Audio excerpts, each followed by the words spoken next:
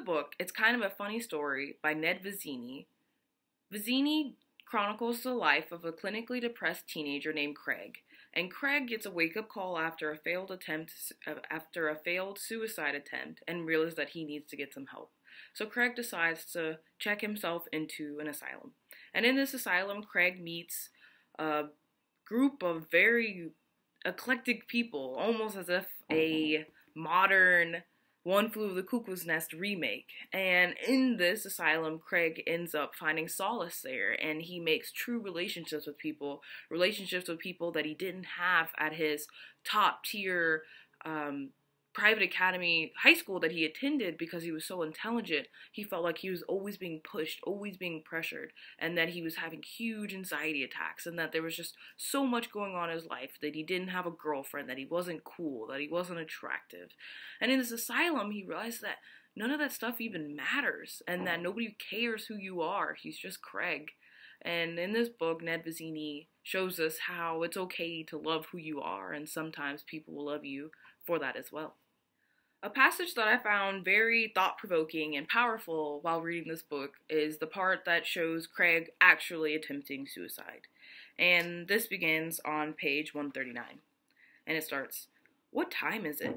Time has stopped for me. Since I can't sleep and I'm still sweating, I decide I can try something to knock myself out. Push-ups.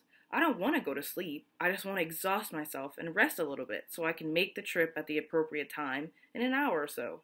I prop myself up in bed in proper push-up position, which is also proper sex position, I realize. And I haven't even had sex. I'm gonna die a virgin. Does that mean I go to heaven? No. According to the Bible, suicide is a sin, and I go straight to hell. What a jip. I learned push-ups in Type O. I'm good at them. I can do them on my fingers and my fists, as well as on my palms.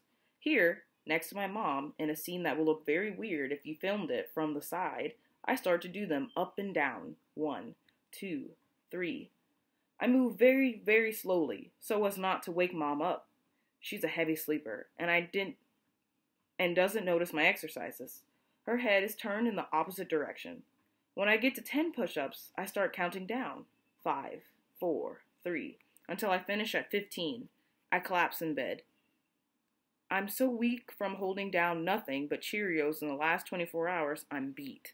I'm cracked from 15 push-ups, but I feel something in the bed. I feel my heart beating. It's beating against the mattress, amplified, resonating not only in the bed, but in my body. I feel it in my feet, my legs, my stomach, my arms, beating everywhere. I get on my palms again. 1, 2, 3. My arms burn. My neck crinks. A bed isn't the best place to do push-ups. You tend to sink in. This set is tougher than the last, but when I get to 15, I keep going, to 20. I strain and hold back a grunt on the final one and discharge myself to the mattress. Ba-doom, ba-doom, ba-doom. My heart is ramming now. It's beating everywhere. It hits all the spots in my body, and I feel the blood pressuring through me. My wrists, my fingers, my neck. It wants to do this, to ba-doom away all the time. It's such a silly thing then. It's such a silly little thing, the heart. Ba-doom. It feels good, the way it cleans me. Ba-doom. Screw it. I want my heart. I want my heart, but my brain is acting up. I want to live, but I want to die. What do? I get out of bed, glance at the clock. It's 5:07. I don't know how I got through the night. My heart radiates. Ba-doom. So I stand and shuffle into the living room and pick up a book off my parents' shelf. While it's kind of a funny story, chronicles a clinically depressed teenager, Vizzini really tries to harness humor and try to lighten the mood anytime anything gets too deep, while still conveying a message of suicide and awareness to suicide in a sense.